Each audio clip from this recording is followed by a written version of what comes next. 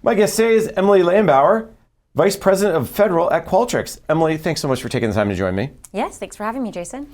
Let me set just a little bit of context for our discussion today. For much of the past decade, agencies have been trying to close the customer experience gap that developed with the private sector over the last few decades. They have customer experience dashboards to measure progress against specific goals. For example, at the Homeland Security Department, TSA PreCheck wait times or USCIS processing of naturalization applications are two of the goals the agency has been focusing on the last few years. Congress also tried to help out, passing the 21st Century Idea Act, and OMB recently issued implementation guidance setting out something like 100 different initiatives for how agencies can improve citizens' experience with agencies. While agencies have made some progress in improving how they deliver services, technology infrastructure, data collection, data use, data management, employee training all remain among their biggest challenges. So for how agencies continue to improve their service to citizens, to businesses, and to their own employees, we turn to Emilee from Qualtrics. So Emilee, let's start there. We're going to start with the workforce side of it. To improve customer experience, to improve all of this really starts with the person. If I feel empowered, if I feel like I have access to data, if I feel like I have the technology, then I can really make some changes. What is really going to drive the satisfaction? What role can the workforce play? Sure. Yeah, I think oftentimes I appreciate you starting with the workforce because I think most of the times when people think about service delivery, you think about the end result and that interaction directly with the customer. But really, it's looking at that other side of the interaction and looking at the front line of the government workforce that is providing that service. And also the people behind the scenes that are making policy decisions and involved in program design and operational functions of that service. So it really is critical to consider the role that workforce plays and how engaged they are in that process. And right now, it is very clear we are going through a significant period of transformation across government, and the workforce has been heavily impacted. And oftentimes they bear the burden of the expectations of the American public and of their leaders are rising, and they have this high standard of effective service delivery, efficient service delivery, but the resources are more limited. So it's really, really critical to make sure that you're listening and engaging that workforce, not just about their experience as an employee, right? This isn't just about like their work-life balance or their benefits. Those facets are important, but it's also about their insights into where there is process failure or breakdown on the front lines, or even fraud, waste, and abuse. That's been a really hot topic recently of identifying where we can make improvements in saving government dollars in those areas. And really, it's the government workers that have the best insight into where those improvements can be made. I think that sometimes gets lost in the discussion. Government workers actually, they do have the best insights in terms of, hey, how do I improve my own process? I'm in it every day, I live it. So let's talk about how to engage the workforce. What are some of those steps? What are some of those things that you've seen work or that you all do at Qualtrics to kind of say, hey, what about your process isn't so good, or how can we improve it? Right, yeah, so it's really simple. It starts with listening, right? It starts with providing a way for those employees to provide feedback and at regular cadences and intervals when those experiences or those breakdowns are happening. So it can't just be an annual, employee engagement survey, right? That serves a specific purpose, but that's not what we're talking about here. We're talking about when you see something that is, a dissatisfied customer or a process failure or a leadership decision that has like a significant impact on being able to actually effectively deliver services.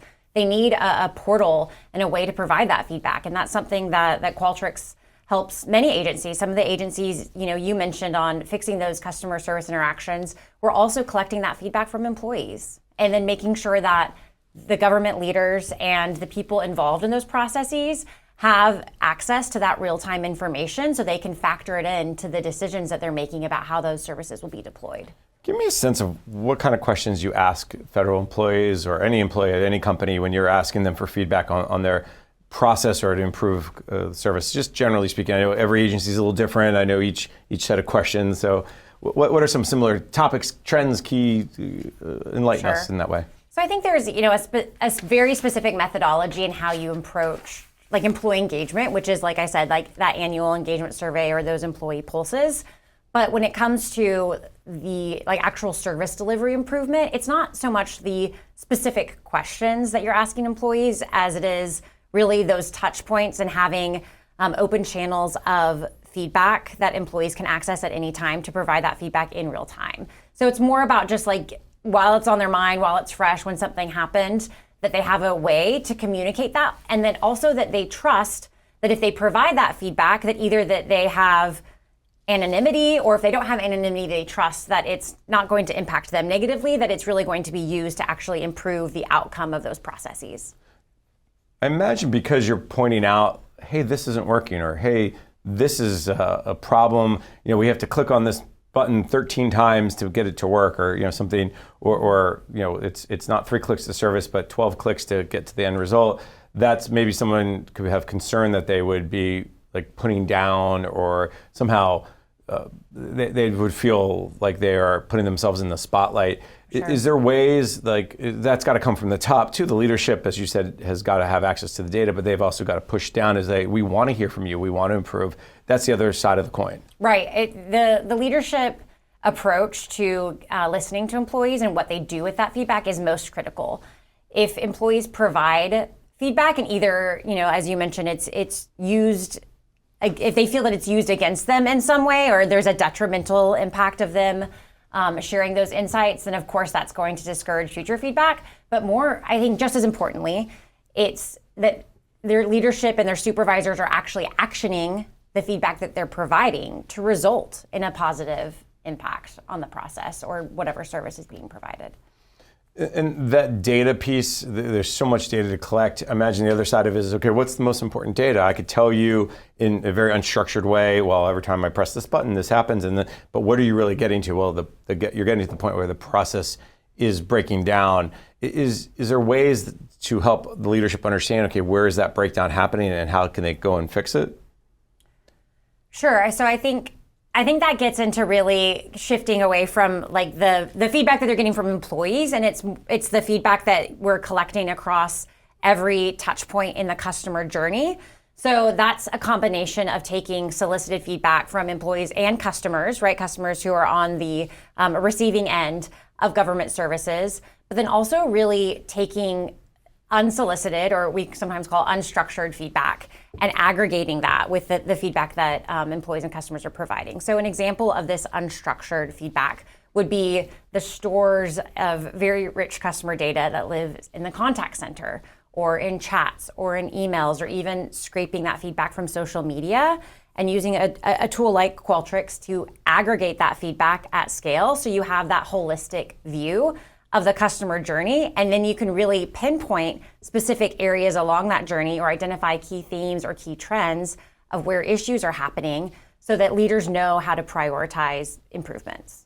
And there's so much data coming in. We're going to have to talk technology a little bit here, right? Mm-hmm. How do you deal with the volume and velocity of data, and then the structured versus unstructured? And I imagine that's where we'll hear those magical words, artificial intelligence, will play.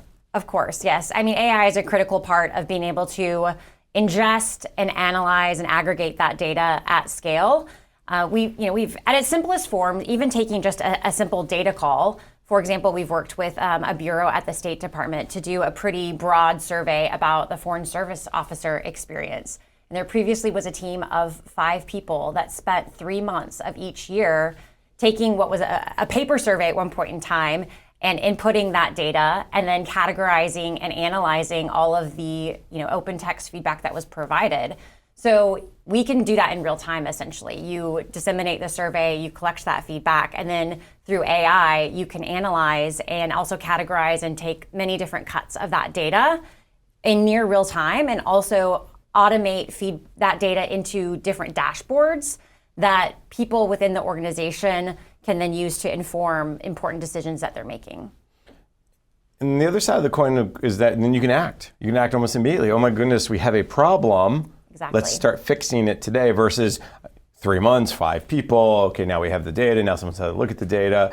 Are you seeing that your customers are able to move more quickly? Of course, especially when that data is being fed, like I said, in real time to the team that has the ability to act on that data. Right. So it's actually also a State Department customer. We were a trusted partner as part of the online passport renewal pilot that launched initially, which now the feedback that we collected initially as part of that pilot allowed them to iterate on that digital workflow so that they then now could launch this, full scale digitization of what was previously a very manual and long process. I think one of the things when people think about AI is it's this whiz bang thing, like, oh, we got to add AI to it. But really what you're doing is you're just enabling that data to understand what the data is, what it says, and then how to act on it.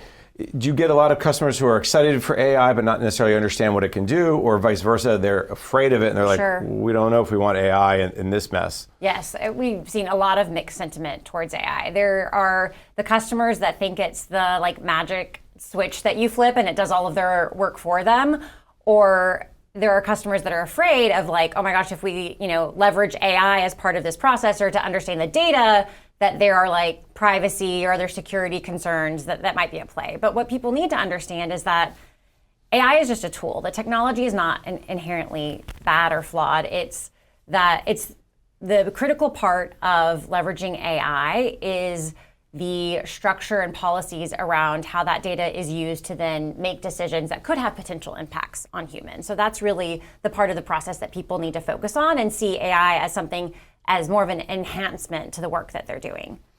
And I think given the amount of data that's coming in and all the different, if you will, sensors or areas to collect data, you're not going to be able to keep up anyways. So you've got to find some comfort level with, okay, let me run this through my own kind of personal tool, AI tool that can then understand what's happening. And all this really is to drive improvements. Where are you starting to see some of those improvements? What are you seeing among your customers? Sure. I think one of a customer that has recently documented some pretty significant impact from the work we did with them was this contact center. How can we digitize part of this process? How can we provide a way for self-service to be an option that can, eliminate some of the call volume? Then you really start seeing significant cost savings. And the cost savings is not just is personal. So my time as a member of the call center and I can handle more calls. Right. But it's also, is the cost savings also, where's the other side of the coin for the cost savings? Because I think people may just go, well, what's the $1 million or what's the $6 million? Where's that cost savings center? Is it just my time or is it more? Sure. So it is primarily in lowering call volume because a contact center is such a resource intensive driver of government dollars. So when you have lower call volume and you can drive customers to other digital and self-service channels and they can complete whatever transaction they're trying to complete end to end without having to pick up the phone, then the cost per service provided is much lower. People forget that 1-800 number is free to you and me, but it's costing somebody. Yes. Emilee, let's take a quick break. We'll come back. We'll continue our conversation. You're listening to the discussion Innovation in Government, sponsored by Carahsoft on Federal News Network.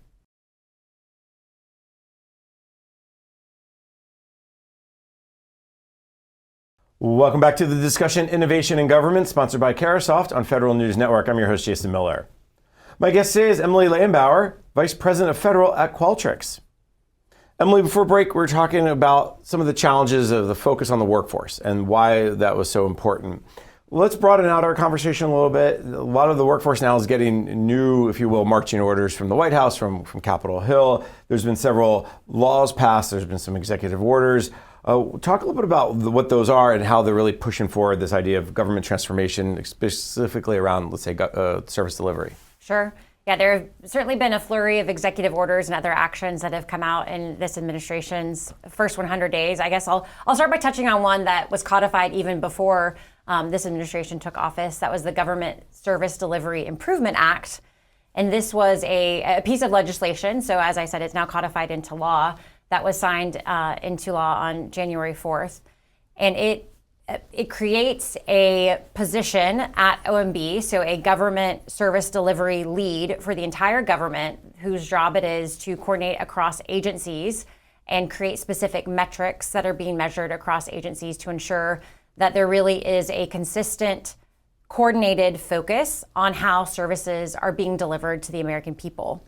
And this head that sits at OMB will then coordinate with a service delivery lead that will be appointed at each agency. So this is important for a number of reasons. The fact that it's a law means that this will be a consistent area of focus from administration to administration. It's not an executive order that can change as new people come in. So I think it's really going to drive long-term improvements in customer service. I think this was one of those bills that a lot of people were watching. They were kind of excited for as the momentum grew. Did you get a sense of how agencies are starting to look at this? And there's been so much flurry of activity. There's maybe a little bit of me that goes, oh, did that kind of get lost in the shuffle?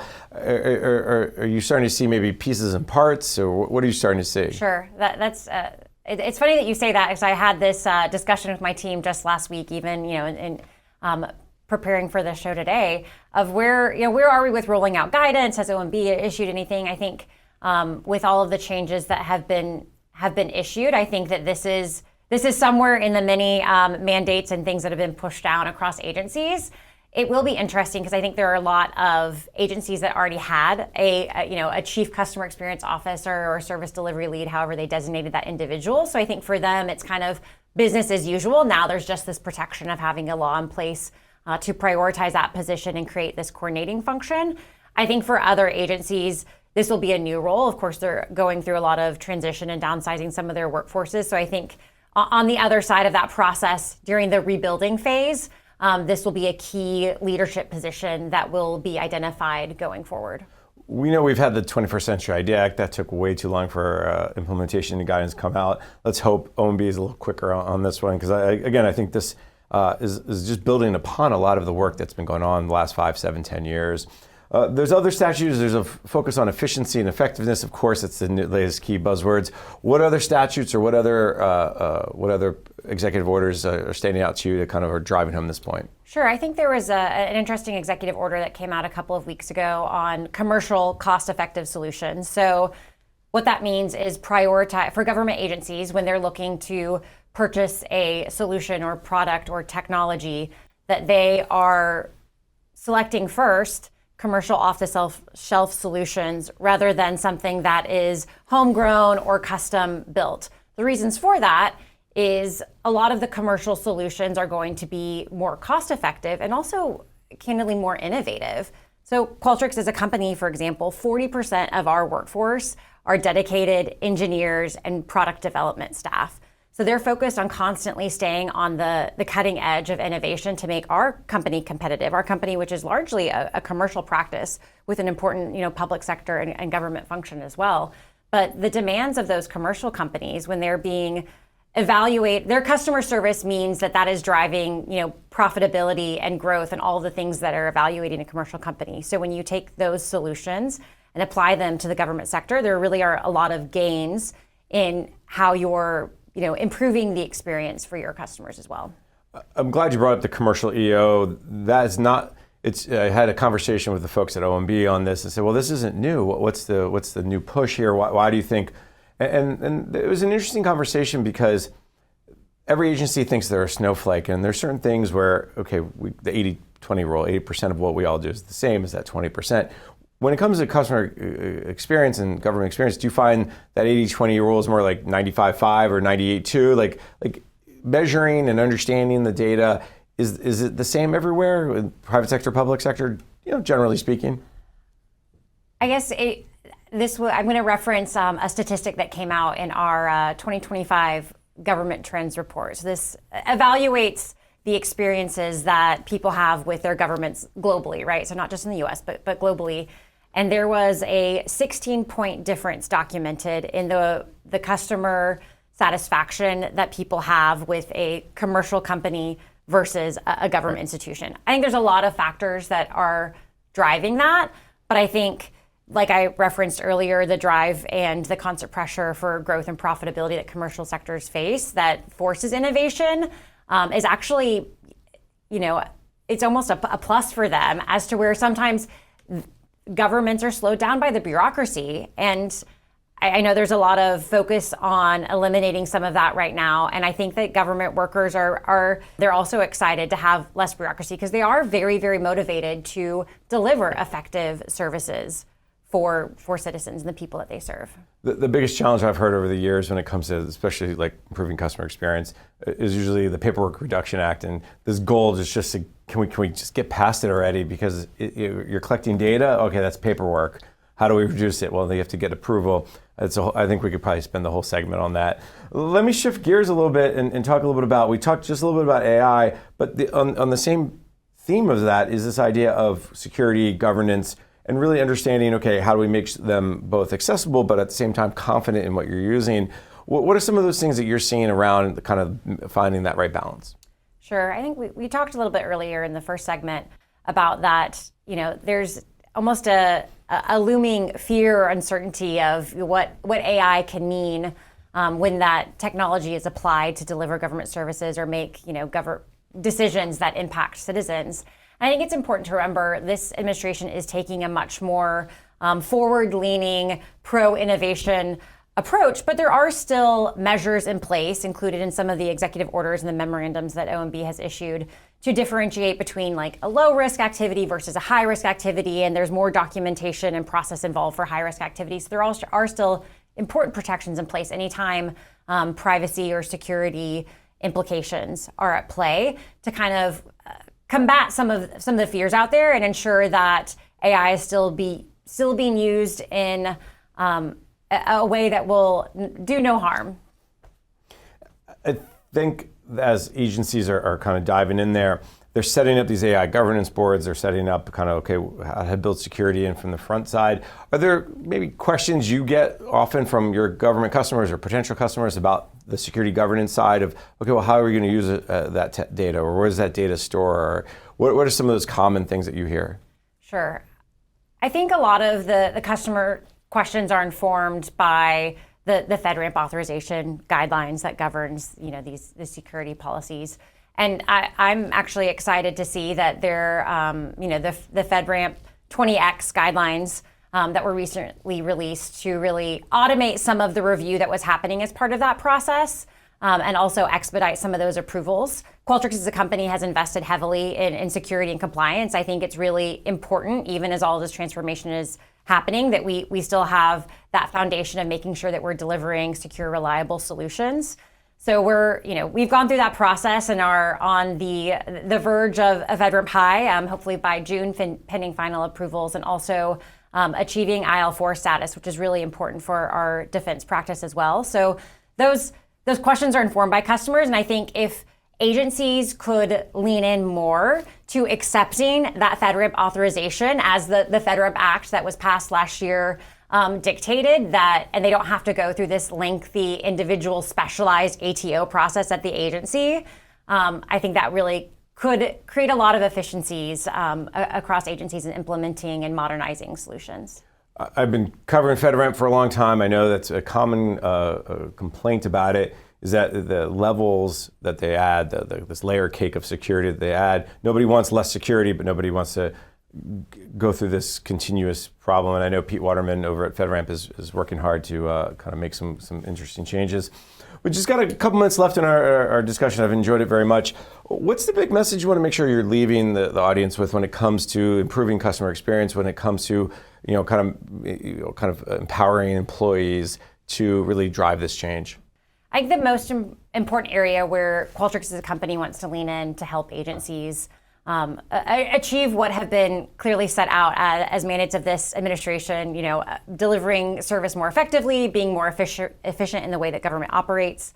When we partner with agencies to create this holistic view of the customer journey and ingest, all of the data that exists across both solicited data from surveys or web forms, and combining that with the unstructured data that lives in places like the call center, you really do understand where improvements can drive the most impact, which allows you to prioritize them both from a resource of money and people, but also a time perspective, right? Like which improvements are the most critical for us to go to address first, and what will give the greatest benefit and feel in the way that service is being delivered to citizens.